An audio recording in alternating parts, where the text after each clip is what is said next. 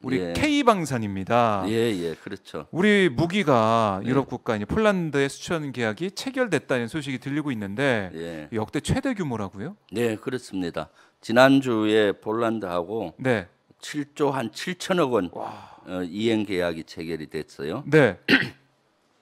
K2 전차가 180대 하고 K9 자주포 212대 1차 분입니다. 1차 분이. 1차 분이 이행 계약이 된 거죠. 음. 그리고 7월 27일 날 도표에서 보듯이 총 계약은 네. 엄청나요. 엄청나요. K2 전차는 1000대, 네. K9 전차 자주포는 672대고 네. FA-50 공격기는 48대입니다. 그리고 아직 대수는 제대로 계약은 안 됐지만은 네. 현무라고 해서 MLRS 80km 이상 나가는 무기가 있습니다. 네. 그리고 레드백 장갑차라고 해서 우리가 만드는 장갑차 이런 것도 관심이 있는 것 같아요. 네. 그럼 이런 것들이 되면은 총 계약된 양을 따지면 한 40조 규모입니다. 이건 물론 한 7년에서 10년에 걸쳐서 수출되는 것이고요. 네. 이행 계약 1차 분은 7조 7천억 규모인데 네. 한 3년 이내로 이렇게 와. 되는 것이죠. 이것은 거의 뭐 대박이 났다고 볼 대박이 수가 났다. 있습니다. 네. 재팟이 떨어졌다. 재팟이 왜냐하면은 작년 우리가 방산 수출 많이 했지 않습니까? 네. 작년 방산 수출량이 한 8조 되는 겁니다. 그런데 지금 이번 1차 계약분이 7조 7천억 원 정도니까 네. 엄청난 것이죠. 엄청난 규모의 계약이 좀 네. 잭팟이 터졌다 이렇게 말씀하셨는데 아니 제가 궁금한 게 네. 왜 이렇게 한국산 무기를 찾고 있는지 이게 좀 개인적으로 궁금하더라고요. 네, 이거 세 가지죠. 네. 첫 번째 우리 방산업체와 우리 방사청 네. 또 군에서 열심히 좋은 무기를 만들고 아. 노력을 한 것이 노력을 만든 해왔다. 것이고 두 번째는 이제 문재인 정부를 비롯해서 네. 이 방산 수출을 위해서 엄청나게 노력했습니다. 그래서 사실은 여러 가지 노력을 했고 네. 그다음에 이제 지금 시기적으로 우크라이나 전쟁이 터지면서 특히 동구 유럽 네. 나토 국가들이 위기 의식을 느끼고 있습니다. 그리고 자기가 쓰고 있던 폴란드는 전차나 자주포를 우크라이나에 줘버렸어요. 뭐 우크라이나에서 분실됐다 그러고. 우크라이나가 네. 전쟁이 치면 바로 폴란드가 위협이 되거든요. 그러니까 우크라이나에 무기를 주니까 공백이 생긴 겁니다. 예. 그래서 이제 무기가 많이 필요한 것이고 그런데 사실은 무기를 살 수 있는 나라가 많지 않아요. 폴란드 같은 경우는 미국이나 독일이나 맞아요. 한국 정도입니다. 우리 대한민국 정도. 미국 무기가 제일 좋은 네. 거 아닌가요? 그런데 좋지만은 네. 비싸요, 아주. 그리고 폴란드가 요구하는 양 정도를 생산하기가 어려워요. 아 그래요? 예. 특히 전차라든가 자주포 이런 것들은 네. 우리 무기가 가성비가 아주 높고 우리는 계속 생산량을 할 수가 있는데 네, 네. 새로 거기는 라인을 증설하고 막 끼려야 되기 때문에 바로바로 안 되는군요. 미국의 에브람스 전차 250대 사기로 돼 있었는데 바로 못 수출이 되고 한 2, 3년이 지나야 받을 수 있다는 거죠. 예. 폴란드 입장에서. 그럼 어렵잖아요. 당장 어렵죠, 필요한데 당장. 우리 대한민국은 당장 받을 수가 있거든요. 다만 10대든 20대든 이렇게. 네. 그래서 한국을 선택을 하게 됐다고 봅니다. 자랑스럽네요. 예, 그래서 특히 예. 폴란드는 문재인 정부에서 아주 노력을 많이 했어요. 이렇게 된 이유는 2017년도에 폴란드에 자주포 K9 자주포 밑에 차체가 있습니다. 네. 차체를 수출을 하고 폴란드에서는 거기 포가 들어가는 위에 두 개로 나누어요. 차체 부분하고 차체와? 위에 포를 올리는 부분. 포는 이제 영국산을 썼고 차체는 한국 그게 K9을 가져다가 거기서 조립을 예. 한 겁니다. 그리고 우리가 차체를 수출하게 되니까 네. 폴란드와 방산군수위원회 상호위원회가 구성이 돼서 매년 협의를 하고 한 겁니다. 네. 그래서 한 4, 5년 동안 신뢰가 쌓인 것이죠. 그리고 그걸 그 크랍이라는 자주포인데 네. 그 자주포가 이번 우크라이나 전쟁에 빌려 보내서 아주 혁혁한 공을 세웠어요. 그러니까 우리 항공 무기에 대한 우수성이 입증이 됐다. 입증이 된 것이죠. 그리고 유럽에서 항공 무기가 대단히 가성비가 높고 대단히 그 우수하다는 게 입증이 되고 있어요. 네. 특히 노르웨이에 우리가 K2 전차를 수출하기 위해서 노력 중인데 네. 이것도 아마 성사가 쉬울 것 같아요. 노르웨이 입장에서 전차가 필요한데 예. 노르웨이에서는 독일 레오파드 전차를 선호합니다. 독일제. 거기는 독일과 관계가 좋으니까 나토국이고 그렇겠네요. 또 오랫동안 독일이 전쟁을 해서 전차가 우수하고 하니까 네. 레오파드 전차를 노르웨이 군인에서는 구입하고 싶은데 하나를 딱 선택하면 안 되잖아요. 두 개나 세 개를 비교해야 되니까 그렇죠. 한국 그 K2 전차를 덜러리로 부른 거예요.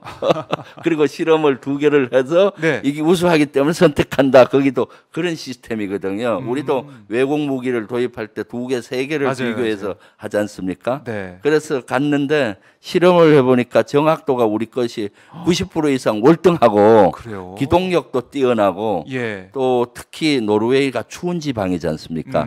영하 40도에도 견뎌야 되는데 네. 우리 K2 전차는 40도에도 견디거든요. 아. 근데 중간에 그 독일제는 명중률도 우리보다 낮고 중간에 고장이 나고 40도에 잘 견디지도 좋네요. 못하고 네. 그래서 그 고민을 하고 있던 차였죠. 노르웨이도. 그런데 노르웨이는 이왕이면은 유럽에서 생산되는 걸 해야 된다는 생각을 해요. 네. 왜냐하면은 이 우리 한국 걸 가져다 하면은 고장이 나면 수리 부속을 멀리서 가져와야 되고 운영을 계속 해야 되는데 어렵지 않습니까? 그렇죠. 가까운 지역에 있는 유럽 거를 쓰면은 운영 유지가 쉽기 때문에 가급적이면 노르웨이는 유럽 걸 써야 된다는 생각을 하고 있는데 한국기 가성비가 높지만은 네. 근데 이제 폴란드에 수출을 하고 2차번부터는 폴란드에 공장을 지어서 조립 공장이 될 겁니다. 예. 그러면 이제 옆에서. 그 동구 여러 나라, 동구 유럽에 수출할 수 있는 여건이 되고 우리의 방산 수출의 전진 기지가 폴란드에 생기는 것이죠. 야, 이거 진짜 뉴스로만 몇 조 했구나라고 했는데 이게 말씀 들으니까 이게 한 번은 끝난 게 아니라 계속해서 우리 K 방산이 네. 좀 이름을 떨치겠다는 생각이 드네요. 그래서 문재인 정부에서 참 노력을 많이 했습니다. 자체를 K9 자체가 2017년도에 그 수출이 되고 조립 공장을 만들고 이후에 네. 방산군수상호위원회를 매년 열면서 신뢰를 줬고 작년 11월 경에 또 방사청에서 레터를 보내서 우리 K2 전차 이렇게 우세하니까 우리 거에 대해서 설명을 좀 하겠다 해서 또 네. 그 관련자들이 12월에 보내서 그렇군요. 설명도 하고 예. 이렇게 해서 관심을 많이 갖고 있던 차에 막 검토를 하고 있던 차에 우크라이나 전쟁이 터진 겁니다. 그래서 시기가 아주 딱 맞은 것이죠. 그렇네요. 예, 그래서 폴란드에 대단한 우리의 방산 거점이 이루어졌고 이것은 단순히 그 폴란드에서 요구한 이 이상으로 네. 이제 우리 무기에 관심을 갖고 있는 나라가 많습니다. 노르웨이라든가 체코, 슬라바키아, 불가리아 뭐 이런 여러 나라에도 네. 우리 무기가 들어갈 수 있는 그 시대가 온 것이죠. 예. 가능성이 좀 커졌다 이런 말씀이신데, 그러니까 이게 언뜻 보면은 윤석열 정부가 뭐 들어서서 빡 터졌다라고 생각할 수도 있겠지만 그게 아니라 그 전부터 쌓았던 신뢰관계가 있었다. 네, 신뢰 관계와 알겠네요. 씨를 뿌려서 무럭무럭 자랐고 그런 것들에 다 연관이 있었던 것이죠. 네. 네. 와. 뭐 저희가 좀 자랑스럽게 우리 또 네. K 방산을 생각할 수가 있고, 제가 계속해서 이제 자료 화면으로 저희 뭐 전차나 또 비행기, 이 항공기 모습들을 보여드리고 있는데 자부심을 느끼게 되는 그런 상황. 유럽은 지금 네. 그 우리가 방산 수출의 황금기를 맞이했습니다.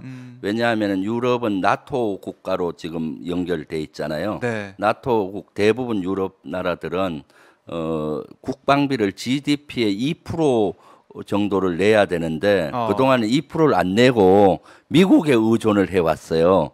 나토도 미국. 그래서 트럼프가 예. 계속 우리 또 5조 원대 왜 방위 분담금 내라고 막 요구했었잖아요. 맞아요. 나토국에도 다 했어. 야, 너들 GDP의 2% 이상 내라. 그치, 트럼프. 왜 못 내느냐? 미국이 네. 너무 부담이 크다. 네. 그래서 만약 2%안 내면 우리 나토에 탈퇴할 수 있다라고 위협까지 할 정도로 했을 때 유럽의 여러 나라는 꿈쩍도 안 했어요. 네. 왜냐하면 그때까지는 러시아의 위협이 별로 없거든. 없었으니까.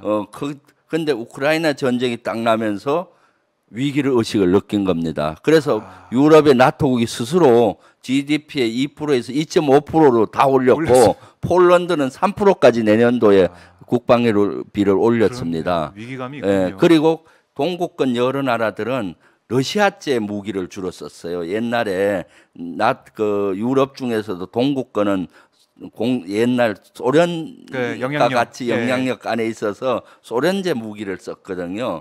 근데 이제는 더 이상 그걸 공급받을 수도 없고 적국이 돼 버렸잖아요. 그래서 또 그 노후화됐고 그래서 새로운 무기로 다 갈아야 되는 겁니다. 네. 그리고 또 많은 양을 수입을 해 와야 되고 그런데 자주포라든가 전차라든가 이런 대공하기는 네. 한국 대한민국 것이 가성비가 가장 높습니다. 그래서 대한민국 거를 선호하는데 너무 멀다 보니까 선뜻 사기가 어려웠는데 이제 이번에. 폴란드에 거점이 생기면은 네. 이제는 우리 그 방산 수출의 황금기를 맞이했죠. 예. 야, 이걸 기대됩니다. 잘 살려서 네. 해야 되는 겁니다. 그래서 정권가에서는 요새 네. 태조 이방원이라는 용어가 태조 이방원? 역사. 유행하고 있다고 그래요. 네. 역사. 태종 이방원이 아니라 태조 이방원으로 왜냐하면은 앞으로 우리 먹거리 네. 5종개가 있다는 거죠. 그걸 따서 예, 태양강, 만들었군요. 태는 태양강, 네. 조는 조선, 조선. 이 이방원의 이는 2차 전지, 2차 전지. 방은 방산, 아. 방산, 원은 원자력 해서 아. 그 중에 이제 방산이 들어간 겁니다. 이미 정권가에서는 네. 앞으로 방산이 엄청난 우리의 먹거리를 만들어낼 것이다라는 것들을 이미 예측하고 그런 신조어를 만들어내고 있는데 주목을 윤석열 정부가 그동안 문재인 정부가 각고의 노력을 해서 방산의 이런 황금기를 만들었거든요. 네. 작년에 UAE에 천궁 4조 원을 수출하고 막 계약하고 했잖아요. 네. 또 유럽에 중동과 유럽에 공을 많이 들여서 기반이 됐는데 윤석열 정부가 좀 정신을 바짝 차리고 네. 이 황금기에 방산 수출의 그 획기적인 발전을 해서 경제도 성장하고 우리 국방력도 성장하게 했으면 좋겠어요.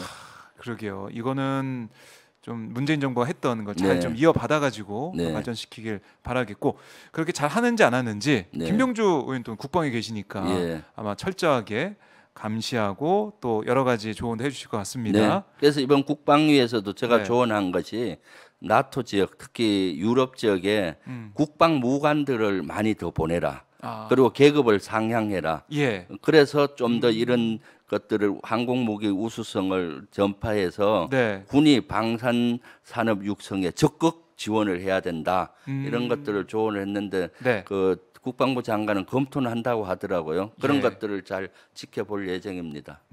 체크하고. 김병주 의원 말만 잘 들으면은 네. 잘 될 것 같은데 윤석열 정부 어떻게 할지 좀 지켜보겠습니다.